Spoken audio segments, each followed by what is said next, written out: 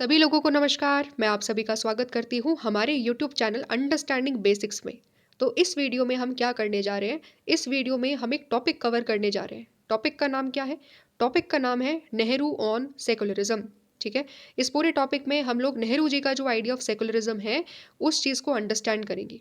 ठीक है। तो क्या करना है, फटाफट से अपनी एनसीईआरटीज खोल लेनी है, क्योंकि हम कुछ 4-5 इंपॉर्टेंट पॉइंट्स को पढ़ने वाले हैं जो एग्जामिनेशन पर्सपेक्टिव से बहुत ज़्यादा इंपॉर्टेंट है। ठीक है। तो हम लोग क्या करेंगे, साथ साथ में टिक मार्क करते चलेंगे और बाद में उन्हीं को रिवाइज करेंगे। ठीक है। पूरा आइडिया समझ लेने के बाद, पूरा का पूरा आइडिया ऑफ सेकुलरिज्म जो नेहरू जी ने दिया है उसको समझ लेने के बाद हम लोग एक बार दोबारा से रिवाइज भी कर लेंगे चीज़ों को, ताकि क्या हो सके, हमें चीज़ें एकदम याद हो जाए बढ़िया तरीके से। ठीक है। तो बिना देरी करे अंडरस्टैंड करते हैं। लेकिन हाँ, अगर आप चैनल पर पहली बार आए हो, I would request you all कि एक बार आप वीडियो को लाइक कर दीजिए और चैनल को सब्सक्राइब कर दीजिए। ठीक है। चलिए अंडरस्टैंड करते हैं कि नेहरू जी आखिरकार बोलते क्या है सेकुलरिज्म के बारे में। तो सबसे पहला पॉइंट वो क्या देते हैं, equal protection by state to all religions. जब एक बच्चा उनसे पूछता है कि what secularism meant in independent India, ठीक है, आज़ाद भारत में सेकुलरिज्म धर्मनिरपेक्षता का अर्थ क्या है, तो वो कहते हैं, एक सिंपल लाइन में कह देते हैं, equal protection by state to all religions. Tick mark कर लो। ठीक है। कि what is the basic feature of Indian secularism. ठीक है। या what is the basic principle of Indian secularism. तो वो क्या है, equal protection by state to all religions. हम क्या करेंगे, सभी धर्म की, सभी धर्मों की इक्वल प्रोटेक्शन करेंगे। और जब हम बात कर रहे हैं यहाँ पर इक्वल प्रोटेक्शन की, इसका मतलब क्या हो गया, इसका मतलब ये हो गया कि किसी भी रिलीजन के साथ अगर डोमिनेशन हो रहा है, किसी भी रिलीजियस ग्रुप्स के साथ अगर वायलेंस हो रहा है, तो फिर गवर्नमेंट क्या करेगी, गवर्नमेंट इंटरफेयर करेगी और गवर्नमेंट प्रोटेक्ट करने की कोशिश करेगी हर धर्म को। समझ में आ गया? और इसका मतलब क्या है, और इसके क्या क्या मायने हैं, वो नेक्स्ट लाइन में लिखा हुआ है। ठीक है। जो मैंने ग्रीन कलर से हाईलाइटेड करी है, टिक मार्क करी है। तो क्या कहते हैं, he wanted a secular state to be one that, बहुत इंपॉर्टेंट लाइन है, protects all religions but do not favour one at the expense of others and does not itself adopt any religion as the state religion. क्या कहते हैं, वो ये कहते हैं कि जब मैं सेकुलर स्टेट की बात करता हूँ तो उसका मतलब क्या है। नेहरू जी कहते हैं कि सेकुलर स्टेट का मतलब क्या है, जो प्रोटेक्ट करे सभी रिलीजन्स को। ठीक है। जो प्रोटेक्ट करे किसको, सारे रिलीजन्स को प्रोटेक्ट करे, साथ ही साथ किसी एक रिलीजन को फेवर ना करे दूसरे रिलीजन के कंपैरिजन में। ठीक है। किसी एक रिलीजन को इतना फेवर ना कर दे कि इसकी वजह से दूसरे का नुकसान हो जाए। समझ पा रहे हो? और साथ ही साथ क्या बोलते हैं, it does not favour itself adopt and does not itself adopt any religion as the state religion. मतलब क्या है कि वो अपना कोई स्टेट रिलीजन भी अडॉप्ट नहीं करता है। ठीक है। ये तीन फीचर्स जिस जिस पर्टिकुलर स्टेट में आ जाएंगे, वो कहते हैं कि उसको वो सेकुलर स्टेट बोल बोल सकते हैं। ठीक है। तो उनका आइडिया ऑफ सेकुलर स्टेट हमने समझ लिया, जो सभी रिलीजन्स को प्रोटेक्ट करेगा, किसी एक पर्टिकुलर रीजन को फेवर नहीं करेगा दूसरों के ऊपर। और दूसरी इंपॉर्टेंट बात यह है कि वो किसी भी, कोई भी स्टेट जो है, वो स्टेट को, किसी भी रिलीजन को अपना बेसिकली स्टेट रिलीजन नहीं मानेगा। ठीक है। ये हम लोगों ने अंडरस्टैंडिंग कर ली।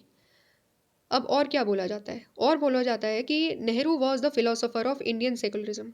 क्या कहते हैं, जब हम इंडियन सेकुलरिज्म की बात करेंगे ना, कि किसने दिया है इंडियन सेकुलरिज्म के जो इंपॉर्टेंट प्रिंसिपल्स हैं या इंपॉर्टेंट फीचर्स हैं, या इंडियन सेकुलरिज्म किसके विचारों पर बेस्ड है, तो आंसर क्या होगा, नेहरू।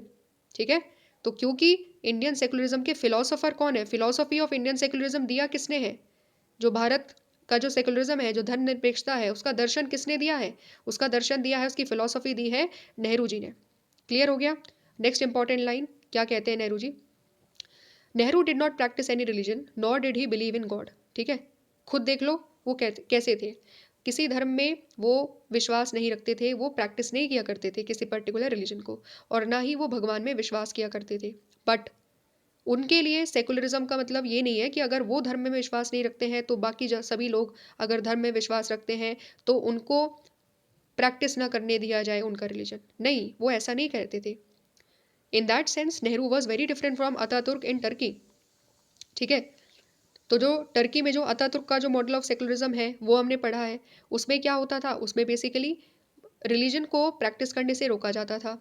जो ट्रेडिशनल इंस्टीट्यूशंस थे रिलीजन के, ट्रेडिशनल क्लोथिंग थी, उन सब के ऊपर एक तरीके से बैन कर दिया और उसकी जगह पर वेस्टर्न क्लोथिंग कहीं ना कहीं, या जो वेस्टर्न कैलेंडर है, वेस्टर्न अल्फ़ाबेट है, उसको वहाँ पर ज़्यादा सपोर्ट किया जा रहा था।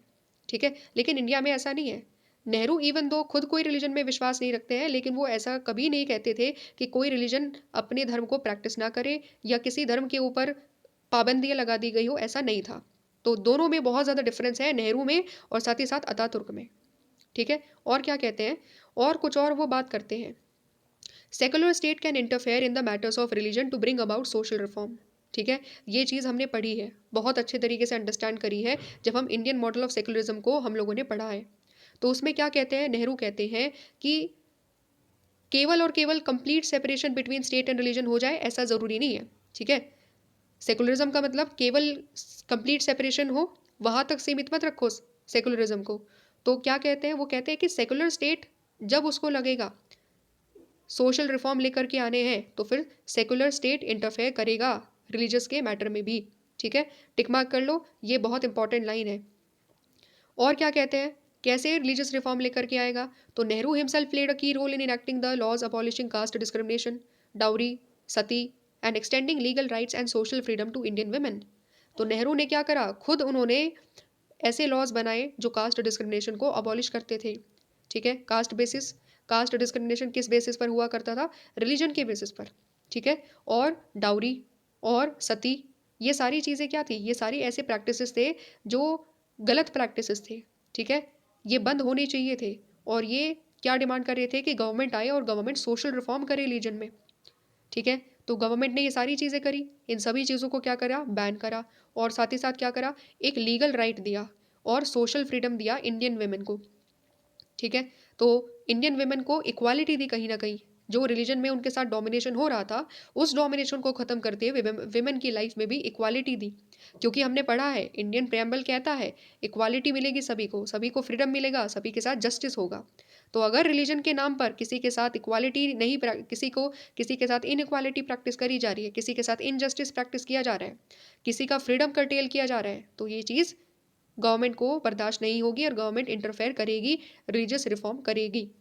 ठीक है, ये भी कहते थे। और क्या कहते थे, Nehru even though he was prepared to be flexible on many counts, there was one thing on which he was always firm and uncompromising. बहुत सारे ग्राउंड्स पर वो फ्लेक्सिबल थे। फ्लेक्सिबल का मतलब यहाँ पर है कि देखते थे कि कब ज़रूरत है इंटरफेयर करने की, कब ज़रूरत नहीं है इंटरफेयर करने की। ठीक है, इंडियन मॉडल ऑफ सेकुलरिज्म बहुत फ्लेक्सिबल है। ठीक है, ये चीज़ यहाँ पर बोली गई है। लेकिन एक चीज़ थी जिस पर सभी लोग, नेहरू खास तौर पर फर्म थे बहुत ज़्यादा, और अनकॉम्प्रोमाइजिंग थी। एक पर्टिकुलर चीज़, वो अनकॉम्प्रोमाइजिंग चीज़ क्या थी, secularism for him meant a complete opposition to communalism of all the kinds. कहते हैं कि जब वो सेकुलरिज्म की बात करेंगे तो सेकुलरिज्म का मतलब कंप्लीट अपोजिशन होगा कम्युनलिज्म के प्रति। कम्युनलिज्म नहीं आ सकता है। ठीक है, किसी भी तरीके से कम्युनलिज्म प्रमोट नहीं किया जाएगा, और सारे प्रकार के जो कम्युनलिज्म है उसको अपोज किया करते थे नेहरू। ये था नेहरू का नोशन ऑफ सेकुलरिज्म। ये भी एक बहुत इंपॉर्टेंट पॉइंट है, फोर्थ इंपॉर्टेंट पॉइंट है, आप टिक मार्क कर लो। ठीक है, इसका मतलब क्या हुआ, देखो कम्युनलिज्म क्या होता है थोड़ा सा अंडरस्टैंड कर लेते हैं। कम्युनलिज्म का मतलब होता है जब एक पर्टिकुलर रिलीजियस कम्युनिटी के लोग अपने रिलीजन को बहुत ज़्यादा फेवर करने लगे। ठीक है, उसके साथ अटैचमेंट इतना ज़्यादा स्ट्रॉन्ग कर ले कि इसकी वजह से वो दूसरे रिलीजियस कम्युनिटीज़ के साथ वायलेंस करने लगते हैं। ठीक है, ठीक है, इस आइडिया को हम लोग कहते हैं कम्युनिज्म, कम्युनलिज्म। ठीक है, सांप्रदायिकतावाद, इस चीज़ को कहा जाता है।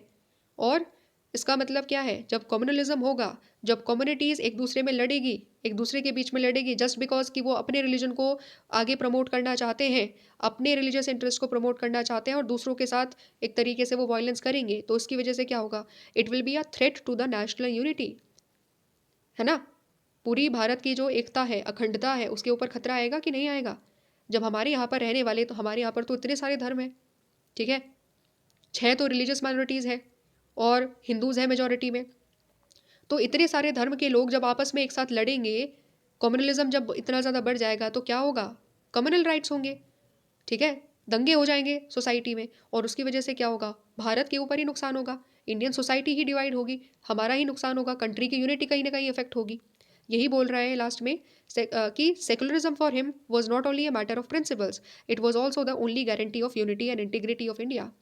सेकुलरिज्म ऐसा नहीं है कि केवल और केवल कुछ सर्टेन प्रिंसिपल्स को हम लोग फॉलो कर रहे हैं क्योंकि कुछ प्रिंसिपल्स इंपॉर्टेंट है सेकुलरिज्म में, इसीलिए हम लोग फॉलो कर रहे हैं, नहीं।